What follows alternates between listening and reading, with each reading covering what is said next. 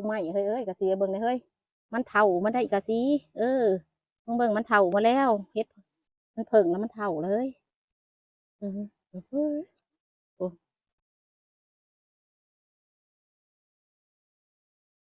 แล้วพี่น้องเฮ็ดเพิ่งอันนั้นเฮ็ดเพิ่งน้ำมันไก่เนี่ยข่อยบ่กินพี่น้องเอ้ยนี่เด้มันงามๆแต่จุ่มงามข่อยบ่กินข่อยอ่านในปุ่มข่อยอยู่ข่อยบ่กินข่อยอยากมาเก็บบ่เด้อเฮ็ดเพิ่งอันน้ำมันไก่อันนี้มันกะนี่คือน้ำมันไก่เลยเนาะกันผู้ใดอยากได้นะข่อยอยากกินแต่ว่าข่อยบ่เก็บพอข่อยบ่กินกันข่อยกินข่อยจังเก็บให้หมูข่อยกินกับข่อยจังเก็บตัวข่อยกินว่ะตัวนี้ในปื้มในโซเขาก็บอกตัวกินได้ยังบ่กินกันไรเฮ็ดเหลืองเฮ็ดอันนั้นเฮ็ดเพิ่งแหละขั้นชิว่าก็ได้เฮ็ดเพิ่งเหลืองเหลืองน้อยมันก็สิแซ่บแหละพี่น้องขั้นเขากินเนาะเขาบ่กินเขาก็บูจักว่าข่อยแต่ว่าข่อยบ่กินข่อยบอกเลยพวกเจ้าอย่ากินก็กินกันละพี่น้อง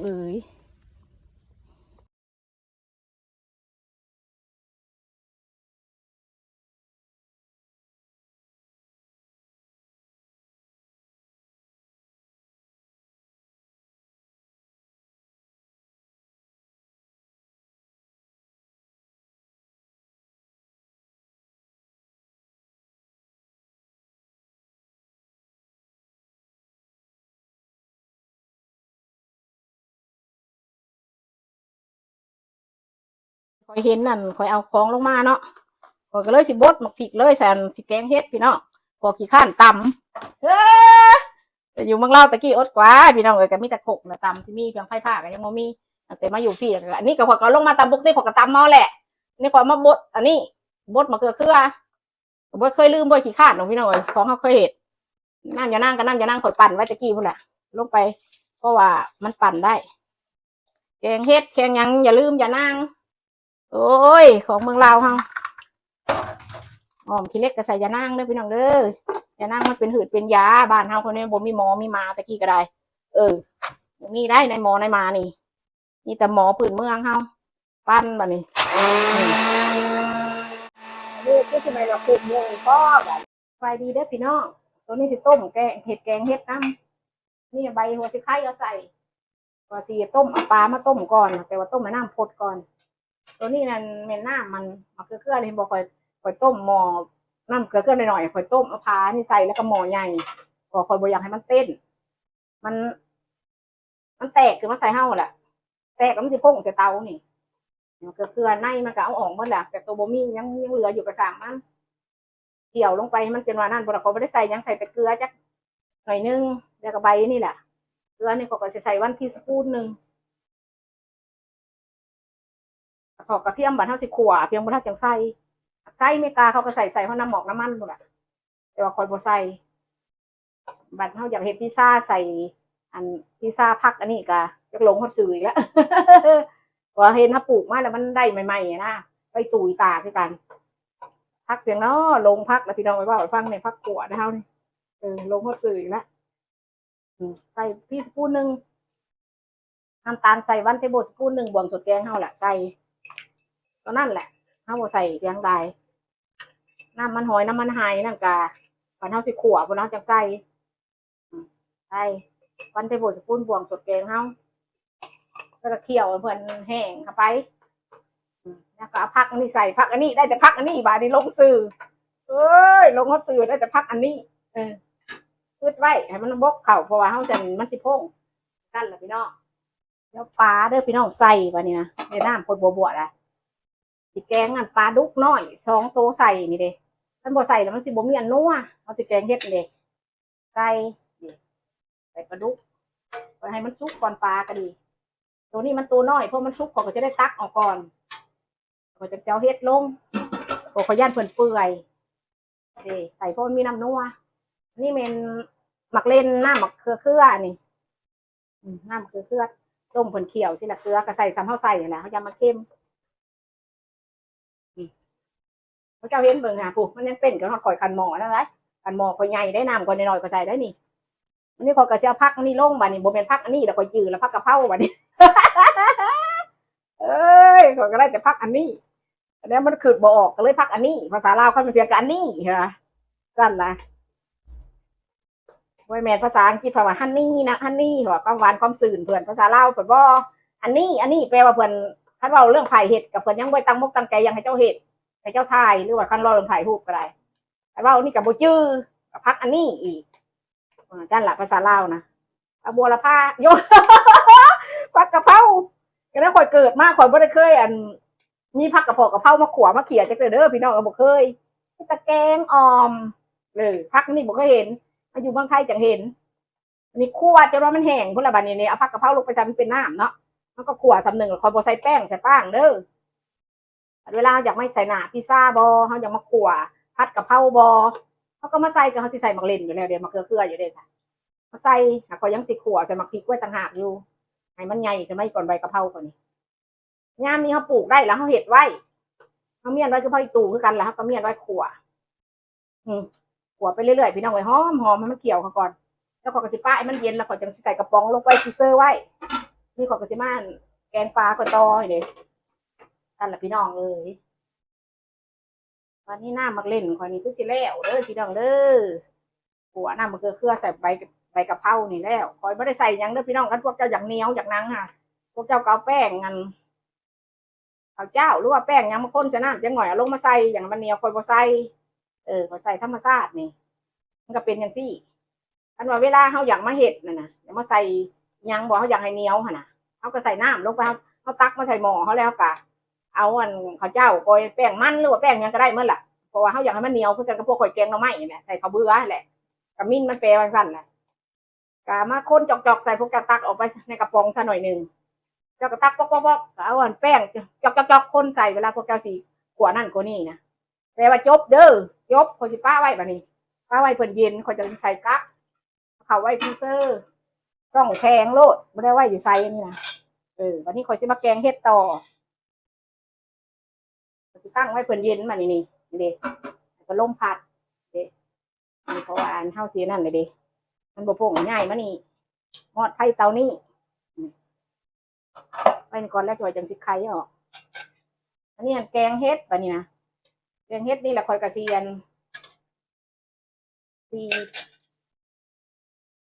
นี่นะเมนวิดีโอตัวใหม่เด้อพี่น้องเด้อพอเขามาตั้งน้ำกันคนก็เลยว่าจะซื้อแกงเฮ็ดนะอันนี้จะเมนวิดีโอแกงเฮ็ดข่อยแบบนี้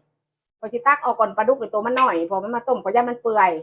แต่เสียว่าเฮ็ดมาใส่แบบนี้จนว่าแกงเฮ็ดข่อยยุบเฮ็ดข่อยซุกคนนึงยุบรู้แหละข่อยจังซีเอาปลาลงไปใส่พี่น้องเลยเพราะว่าห้าวคันสีมันหน่อยอยู่ดอกห้าวพยันมันเหม็นข้าวเหม็นคิ้วเนาะโอ้เสียมาเตอะหอนใบหัวเสียไข่พี่ออกคือกันเพราะว่ามันจังน้ำมันได้เมื่อเด้เดี๋ยวก็มาเตอร์ออกทีมแล้วเขาอีตู่เฮาไว้กิน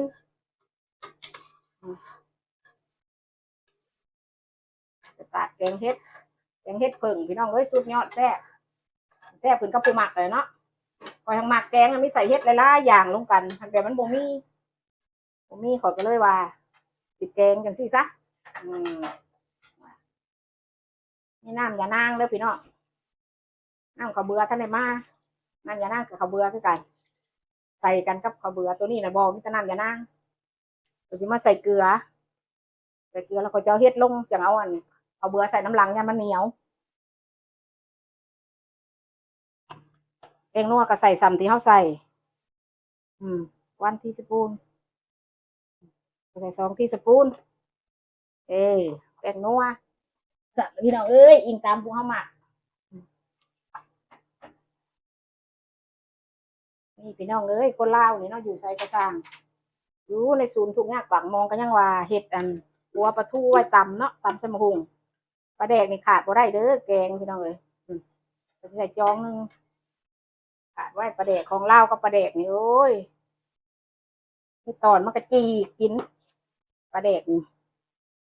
กินมัดแหละมิแต่ว่าคนอย่างเฮาไทยอีสานอีสานก็กินน้ำกันคือกันก็เฮาเนี่ยของกินกับเฮ็ดคือกันก็เห็นซ่องบักหลานะครับมันน้องมันน่ะไม่เห็ดสุกหน่อไม้ก็คือแม่ก็เห็ดก็เบิ่งว่ะสุกหน่อไม้คนลาวเฮาเห็ดคู่มือนี่มันเห็ดเห็ดกับมันทั้งพี่ทั้งเวียงจันทร์พี่เฮาสุกหน่อไม้คู่มือนี่มันทั้งนั้นก็ค่อยสุกหน่อไม้กันนิดนึงสุกมันแต่กับแม่ก่อนนะเดี๋ยวใส่เห็ดเพิ่งแล้วนี่แกงเห็ดเพิ่ง เก็บมาว่านนี่ปลายมันหยุกกันน้ำต้มปลานี่นี่แหละปลายมันหยุกก่อนมาพี่น้องกดลวงแกงเฮ็ดแกงเฮ็ดนี่แล้วเด็กแกงเฮ็ดเพิ่งนี่ละอันนี้ก็จะมาเอาข้าวเบื่อถ้ามักพริกลงเด้อแบบนี้นะสั้นๆเพิ่นก่อนพี่น้องสั้นๆเพราะว่าย่านบ่ได้ยันมักพริกลงมาข้าวเบื่อก็มักพริกนี่ขอให้ใส่เป็นเหนียวเขาเด้โอ้ตัวก็ยังอยู่ได้พี่น้องก็อยู่ก้นมันทางดอกเนาะเพราะว่าเฮ็ดเพิ่งนี่เพิ่นก็เหนียวอยู่แล้วแหละเพิ่นนั้นที่ทองวัฒนธรรมลาวเพิ่นเฮ็ดนี่ก็การเฮ็ดกันพี่เบื่อนี่คันมาต้มจะเฮ็ดแล้วมันเหลืองเด้อพี่น้องมันเหลืองแล้วบ่ต้องกินเออข้าวสารเฮาแหละต้มก่อนก็เฮ็ดมาใส่คันว่าเฮ็ดเหลืองน่ะอยากกินเด็ดขาดโบราณเมืองลาวเพิ่นเว้าเขาเฮาเหลืองมันซีเมนของเบื่ออยากเฮ็ดผีเบื่อเมืองลาวเว้าน่ะผีก็ยังเบื่อคนเฮายังตายจะแดดอยู่เมกานี่เพิ่นผัดอันเอาปึ้มเอาหูไปเฮาเบิ่งเนาะการเฮ็ดกินสำนึงเพิ่นบ่ได้ไปตินการเฮ็ดเบื่อตายจะแดดเพิ่นไปเอาหัวพีโคนแล้วก็เพิ่นเอาไปตินกาปั๊บมันตายบ่ต้องกินแล้วนะตื่นมาแกงเฮ็ดอีกคือเก่าพี่น้องเอ้ยบัดนี้สิใส่ผักลงก่อนเด้อนี่แม่นผักส้มเด้อพี่น้องเด้อผักส้มคือผักติ้วบ้านเฮาแหละมันเกิดมาทุกปีข่อยเอามาจากน้ำลุงลี่แม่บันถ้าข่อยมาอยู่กับหลังนี่แหละข่อยย้ายมาข่อยก็เลยอันของข่อยปลูกข่อยก็ยังบ่เอามาก็เลยของข่อยปลูกน่ะโลผักโลบาทตัวใหญ่งั้นเนาะของอเมริกาหั่นเป็นลำข่อยเลยปะเลยข่อยเลยมาเอานี่อันนี้มันผักอีตูเด้อเมืองลาวผักอีตูขาดบ่ได้เด็ดขาดหอมแกงผักอีตูถ้าบ่มีผักอีตูมันบ่แซ่บพี่น้องเอ้ยนั่นล่ะลงไปโอ้มันกาอวดตัวเจ้ากะซีเอ้ยเบิ่งแม่ป้าเลยหนูหน้าเอ้ยกะซีแกงเฮ็ดโอ้ผักอีตูตัวของกินลาวพี่น้องเอ้ยแกงเฮ็ดแกงฮอนแกงหน่อไม้แบบผักสังแงงเนาะนี่ปลานี่ขอยออกก่อนขอยย่ามันเปื่อยขอยต้มไปแล้วปลาทรงโตปลาดุกน้อยปลาดุกหน้าบ้านเฮาแม่เฮาใส่กระปูใส่เขียดใส่กบโอ้ยคือฮอดเด้เนาะแม่เอ้ยแกงเฮ็ดสั่งมาคือฮอดเนาะพ่อแม่เด้พี่น้องเอ้ยอันนี้แหละเนาะเพิ่นว่าคุณพ่อคุณแม่เนี่ยเนาะซะมันหลายมีไผหักเฮาคือพ่อกับแม่คุณพ่อแม่นี้ใหญ่กว่าผ้าใหญ่กว่าดินพี่น้องเอ้ยบ่มีแนวสิเทียบเปลี่ยนได้เพิ่นว่าเนาะยังถามพ่อเพิ่นว่าคันเฮาขึ้นฮอดพ่อฮอดแม่เฮาก็เฮ็ดเพียงเอิ้นมากินหมู่คู่กันแหละเพิ่นว่าเอิ้นมากินควันวิญญาณก็ได้กินนำกันเนาะเพิ่นว่าแกงเฮ็ดก็บ่อึดดอกแม่ข้อยตะกี้ข้อยก็ไปหากินบ่อึดแต่เฮ็ดน่ะพี่น้องอยู่เมืองลาวเนาะแต่ว่าหนีจากพ่อแม่มาเอ๊แซ่บหอมผักอีตูเด้หอมผักอีตูเด้พี่น้องเอ้ยซัดว่าแซ่บหนีจากพ่อแม่มาแต่น้อยๆเนาะก็เลยมาขึ้นฮอดเพิ่นอันนี้ไปว่านนี่ไปเก็บเฮ็ดเบิ่งแน่นี่พวก DNR เขาเจ้ามาเนาะเขาเจ้าแฝงทางให้คนเข้าไปหาเฮ็ดสิมันสิเปิดยิงกระหอกได้จังได๋เดือนเก้านี่เปิดยิงกระหอกกระแตเนาะปานนี่แหละพี่น้องเอ้ยก็จะไปตัดพวกเขาเจ้าเข้าไปเนาะก็ไปหูโอนทางหมักเมาพี่น้องเอ้ยสิได้หมักเมาไปตัดหมักเมาบ่นั้นมันเอาไปอึดดอกเขาเจ้ามาปลูกไว้ให้นกกินตัวก็จะไปตัดลงอะเนาะเต็มอยู่พอละคือว่าสิออกมาสิแบกเอาทั้งหน้ามันบัดมาแล้วก็เจ้าลงมาแปลงให้มันจนว่ามันงามออกจากนอกทางเขาบ่เห็นแล้วโดดไปหาเบิ่งแล้วมันโดดมีแต่กกสมบัดกันกกหวานค่ะบ่ามันอยู่ในนี่เลยมังเมาบ้านเฮาสิได้เบิดคือเกลือปลาแดกไปพี่น้องไปนั่งแต่อเมริกาก็เจ้าสิเบิ่งว้าวคนประเทศใดอันนี้มานั่งกินเพียงคือนกคือหนูข่อยเห็นข่อยก็ไหว้ข่อยก็ริ้วซะแล้วแหละพี่น้องเอ้ยก็ของกินบ้านเฮาเนาะงาก็จะตัดออกหั่นโอ้ยกันสิฮักเอากระบุก็จะตัดลงเด้อจ้ะก็จะแปลงคนทางให้คนไปหาเฮ็ดหาหอนไปยิงกระหอกจังหน่อยก็จะก็เปิดยิงกระหอกก็เฮ็ดให้มันงามเนาะว่านางกะซีเบิ่งมังเมาอีเล่ามาสิได้ยังไปมาละเมื่อยบัดนี้ว่าก็ตัวนี้ละหวานโอ้กะหั่นส้มตัวหวานมันอยู่ในก็จะบ่ตัดอันนี้เนาะเพิ่นว่าตกกระเติ้นได้ปั๊มสิน้ำฮ้อนทุกงาได้สี่ออกนอกทาง งาได้วางออกนอกหัวสิพันม่วนเขาใส่สวนโอ้ยสิพันม่วนเขาใส่สวนพระเจ้าพระบ่พันม่วนเขาสวนก็เจ้าทางพระเจ้าทางให้เพิ่นไปสบายไปเป็นการยิงไก่ยิงกาอย่างแซ่บอันนี้สิลาลงก่อนเด้อพี่น้องเด้อแกงเฮ็ดผึ่งของลาวล่ะนี่นู้ยันขีดเงาอยู่เนาะกว่าปลาก็ดีเพิ่งสิตักให้กินให้เบิ่งก่อนลงนี่ทงมังเมาลงไปอยู่นี่มังเมาให้กะซีเบิ่งเด้อป้าเด้อนี่แกงเฮ็ดเก็บมาใหม่ๆนี่กระดักเท่าแล้วปนตกใส่เพิ่นเนาะปนตกใส่เพิ่นก็เซสู่เซสวะไปแล้วโอยปลากับตองตอนกับป้าไว้เพราะมันเป็นนั่นมันมากให้เพิ่นนั่นเฮ็ดผึ่งคมนั่นก็มาลวกไว้แต่บัดเวลาแกงย่ำนั่นก็แซ่บอยู่เด้อมาปนกันสิสดให้เบิ่งก่อนมันสิขีบเงาเนาะพี่น้องเนาะเบิ่งสดให้เบิ่งก่อนเพราะว่าข่อยบีซี่หลายข่อยคือสิบ่มากินให้พวกเจ้าเบิ่งข่อยคิดว่าข่อยสิมานั่งกินแต่ว่าคือสิบ่รอดมื้อนี้ข่อยว่าข่อยบีซี่หลายโอ้ยแซ่บเด้แซ่บเด้แกงเฮ็ดผึ่งเอ้ยสั่งมาหอมเนาะทวนโอ้ยหอมพักอีตูกะหอมแต่หมดไผไว้อีกแล้วก่อนเด้อเบิ่งเท่าก็สิเบิ่งอืมอืม